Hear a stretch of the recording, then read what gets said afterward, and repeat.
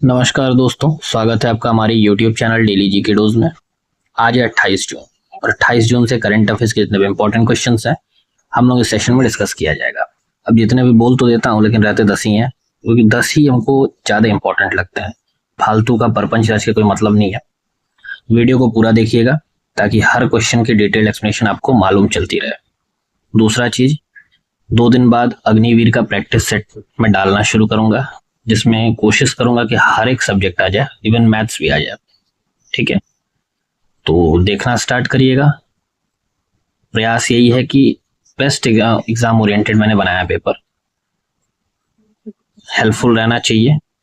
बाकी तो सब भोले बाबा की कृपा है, उस बेसिस पे आ जाता है तो फिर बल्ले बल्ले है। चलिए शुरू करते हैं। भाई ध्यान दीजिएगा, 2 दिन बाद मैं अपलोड करूंगा अग्निवीर का पूरा प्रैक्टिस सेट, और उसके बाद रेगुलरली या तो देखूंगा पर डे, अदरवाइज 2-2 दिन पे मैं डालता रहूंगा। उतना भी अगर आप लोग पढ़ लेते हो तो जहां तक मुझे पता है कि एग्जाम आसानी से निकल जाएगा। लेवल बहुत हाई नहीं है, ठीक है ना। वो इंस्टाग्राम वाला नहीं समझिएगा कि सबके लेवल निकल जाएंगे। लेवल उसका बहुत ज्यादा हाई नहीं है।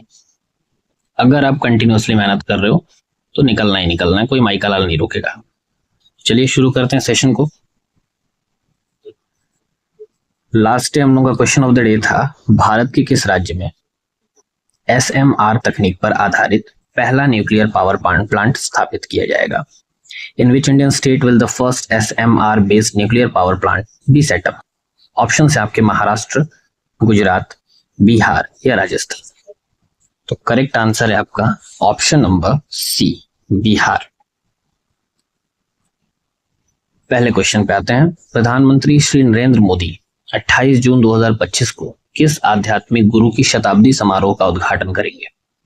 विच spiritual leaders centenary celebration will PM Narendra Modi inaugurate on 28 June 2025। Option है आपके आचार्य तुलसी, आचार्य विद्यानंद जी महाराज, आचार्य महाप्राज्ञ या फिर आचार्य श्री विजय वल्लभ सुरीश्वर जी। तो करेक्ट आंसर हो जाएगा आपका ऑप्शन नंबर बी, आचार्य विद्यानंद जी महाराज। और ये इनकी 108वीं जयंती थी, ध्यान रखना है।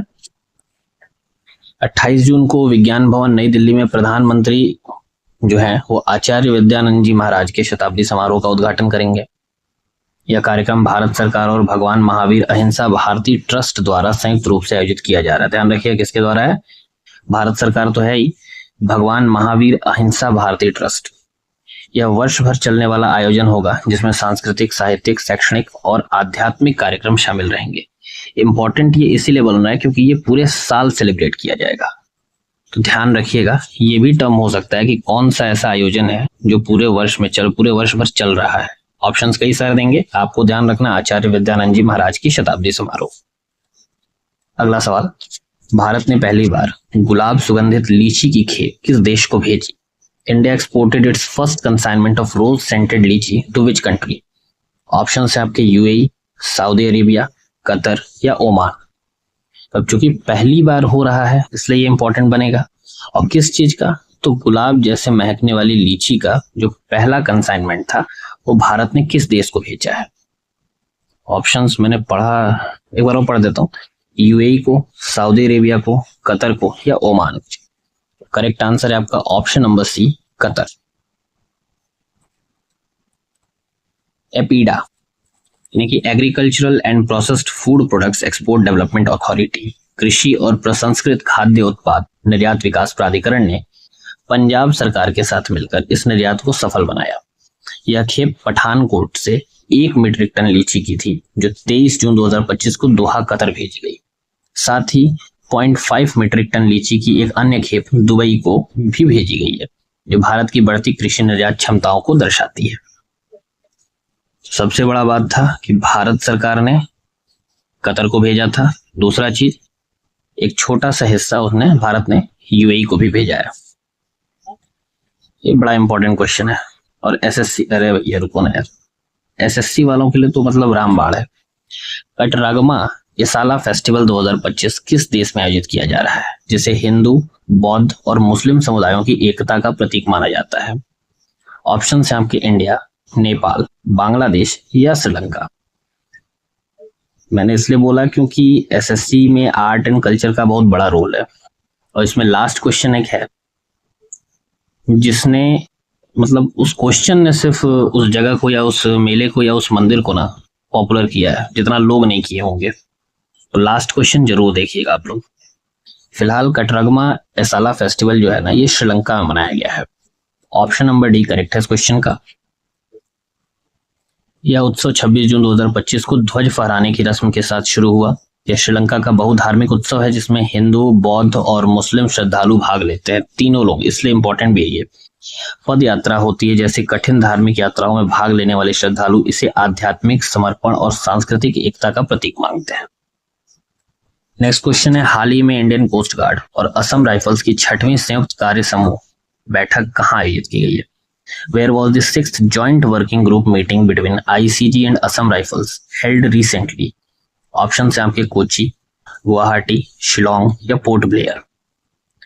तो अभी हाल ही में कोची में इंडियन कोस्ट गार्ड और असम राइफल्स की 6वीं संयुक्त कार्य समूह बैठक यानी कि जॉइंट वर्किंग ग्रुप मीटिंग आयोजित की गई है। तो ऑप्शन नंबर ए करेक्ट है इस क्वेश्चन का।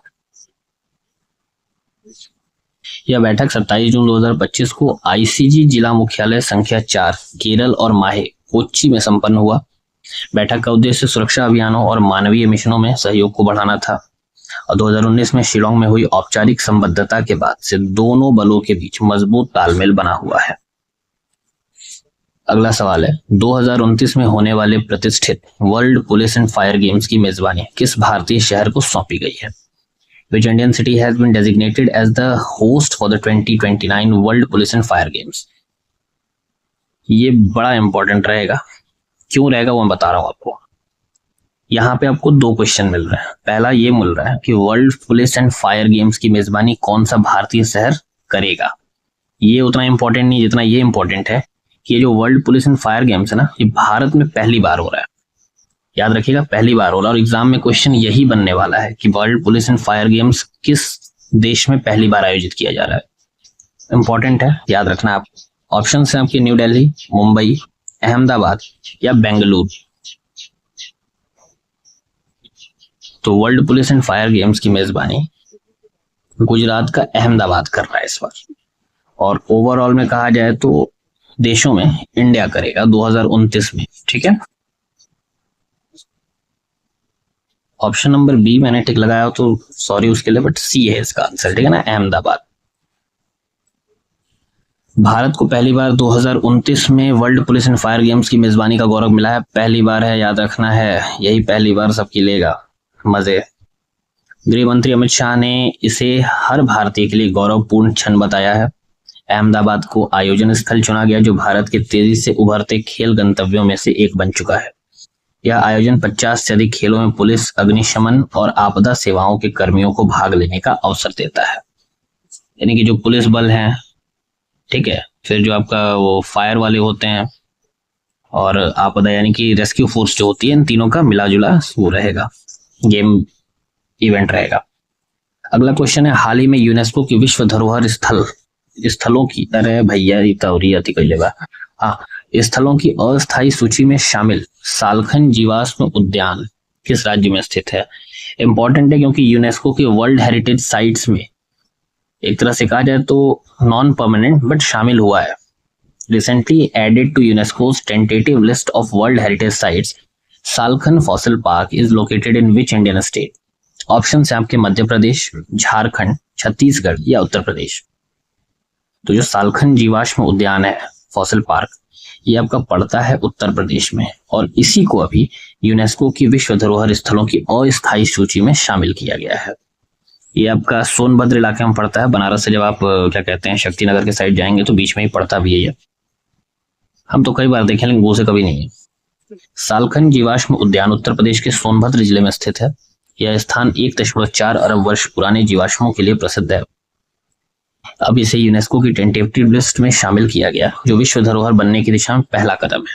यह क्षेत्र पर्यटन, अनुसंधान और पारिस्थितिकी संरक्षण के लिहाज से बेहद महत्वपूर्ण है। अगला सवाल है, हाल ही में किस मंत्रालय ने युवाओं की डिजिटल भागीदारी को बढ़ाने के लिए माई भारत पोर्टल के साथ व्हाट्सएप चैटबॉट एकीकरण शुरू किया है? अरे यार ये तो, हाँ। Which ministry has recently launch WhatsApp chatbot integration with my Bharat portal to enhance youth engagement? Option है आपके, सूचना और प्रसारण मंत्रालय, इलेक्ट्रॉनिक्स और आईटी मंत्रालय, युवा मामले और खेल मंत्रालय या शिक्षा मंत्रालय। तो जो माई भारत पोर्टल है जिसके साथ व्हाट्सएप चैटबॉट एकीकरण शुरू किया गया है, ये शुरू किया गया है युवा मामले और खेल मंत्रालय द्वारा। तो ऑप्शन नंबर सी करेक्ट है इस क्वेश्चन का।